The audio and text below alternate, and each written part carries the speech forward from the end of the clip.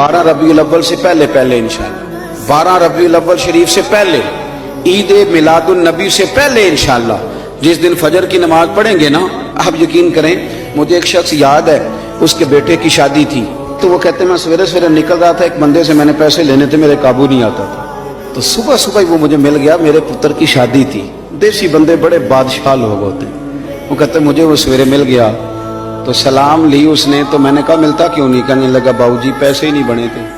कहने ने मैं क्या इधर आए सीने लगा, अज मेरे पुत्र दा ब्याह जा तेनू माफ कीते। तो यार जिस दिन किसी के बेटे की शादी है उस दिन वो लोगों को कर्जे भी माफ कर देता है, तो जिस दिन तेरे और मेरे नबी का मिलाद होता है, ईद मिलाद वाले दिन भी खोट रखते हो, उस दिन भी रिश्तेदारों का गिला करते हो, उस दिन भी किसी के लिए बुग़्ज़ रखते हो। फजर पढ़ो और दुश्मन को फोन करके कहो जा तुझे माफ किया, आज रहमत लिल आलमीन नबी का मिलाद शरीफ।